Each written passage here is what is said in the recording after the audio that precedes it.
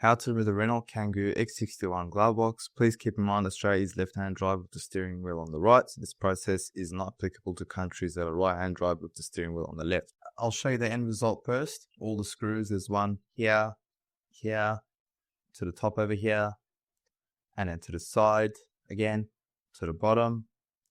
And then when you open the glove box, on the inside, there's another 3 screws. So that's why you need to remove quite a bit of parts to remove this glove box. So when you first open the glove box, on the inside there are these 3 torque screws. These are quite easy to remove. For some odd reason, they've made this glove box a bit more difficult to remove with the various screws. And you'll see what you'll need to remove as well shortly. So we removed the 3 on the inside, and then to the bottom over here.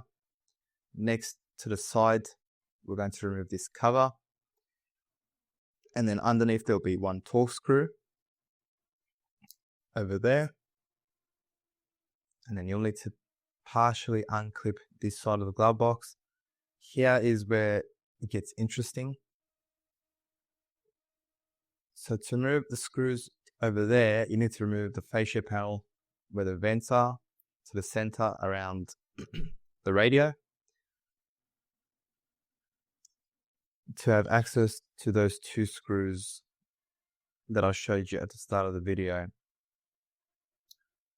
And then the surround on the shifter, you'll also need to remove. Well, you don't have to remove it completely, but this is how you remove that one. Now, this part over here, you need to remove this part as well, which is held on by 2 torque screws and 2 clips. The clips are located where the feet go, down the bottom here on either side. So you'll need to remove this clip and the clip on the other side. And then you can pull this panel off, this trim off. And underneath you have access to the 2 screws that hold the glove box in place. They've actually made this really annoying.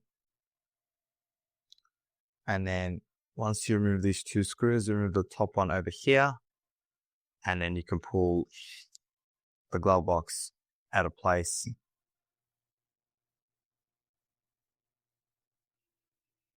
Please don't forget to like, comment and subscribe. And if you do want to support the channel more, you can always send a super thanks by clicking onto the button underneath the video. Any amount, even the bare minimum, is much appreciated.